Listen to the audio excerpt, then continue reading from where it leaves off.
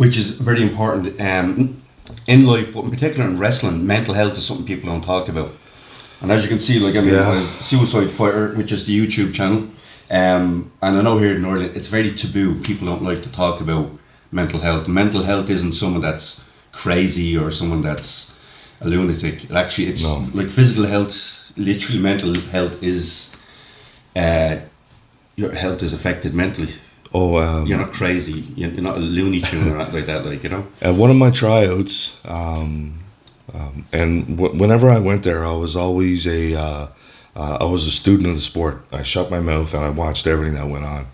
And in one particular instance, we had a lesson from Eddie Guerrero, and there was not one headlock, there was not one wrist lock, there was nothing. Eddie was telling us about how to work the crowd, how to talk to people, right? Because that's one of the real aspects about professional wrestling. You just can't get in the ring and do all these moves. I'm not for you, you're not for me. We're there for everybody outside. And so Eddie was talking about how he did it, pick someone way up in the rafters, make eye contact. And Eddie gave us a great speech on how to work people. But there was a wrestler in that ring at that time, and I won't name that person, who was struggling. And conversation was had with Eddie. Eddie took her aside and had a private chat. It was so, like, just to watch it, just to see it. He took so much interest in it because he knew it was that important. And then shortly after, wasn't too much longer than we lost Eddie, right? Yeah, that's right, actually. Yeah. So mental health is really important, and whether you're a wrestler, wrestling fan, or you're just coming across this podcast, it's important to keep that in check, and it's important to do the things that are good for you and positive for you. And if things aren't good and positive, cut them out. Now, obviously, as well, for people watching, men, women, and so forth, you're a big, strong guy on the outside, and you're very impressive looking. But, look, we're not saying here Trev has mental health issues. The point I'm trying to make is for people of any size, any gender. Mental health does affect everybody, like, you know. Well, I'll be honest with everybody. A little while ago, I was diagnosed with PTSD, and it really affected my actions about how I was in the ring. And I can look back now. When I started pro wrestling, I started very late in life. I was 30 years old when I started, and I could see it now, but I didn't realize at the time there was something wrong with me. When I left the military, I had some things going on, and then when I left the military, I became a prison guard, and I started off at a maximum security jail. So that anger that I had got to feed every day going to work, and it started seeping into everything. So then, even in, like, when I was good, I was good. When I was bad, I wasn't.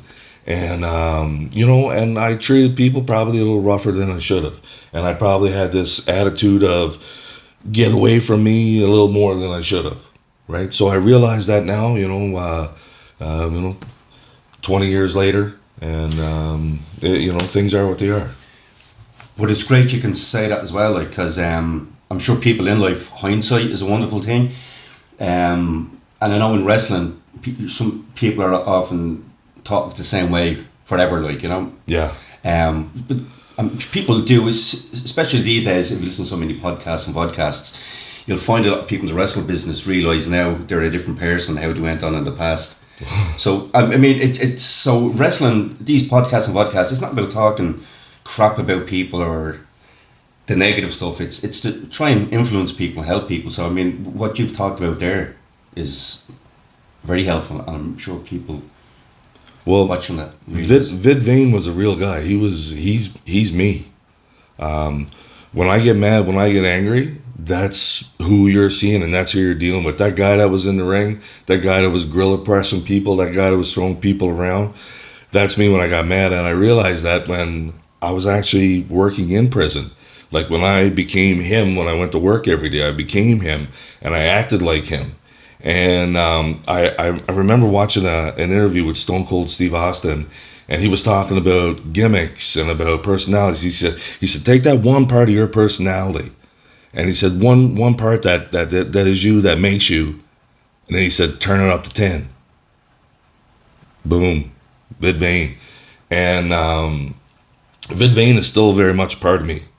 I'm a lot more Trev Davis now than I am Vid Vane. But back then, I was Vid Vane all the time. Like when we were listening to that podcast the other night about Macho Man. When Macho Man became Macho Man, he was Macho Man eating breakfast in the morning until he went to bed being Macho Man. I was Vid Vane all that time. Now, Vid Vane is just a little tiny bit underneath the skin. So when he needs to come out, when it's time for me to be him, I am him. I got no problems being him. I got no problems doing my thing.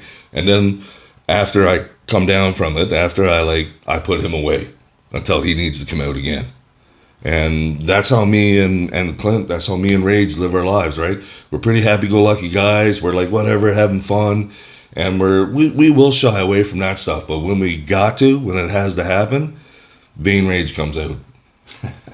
That's kind of like Samoans. I don't know if you've ever met any Samoan people, Maori people. They're very relaxed, very calm, fun people. But if you get on the wrong side of them, yeah, they're like, tink, right?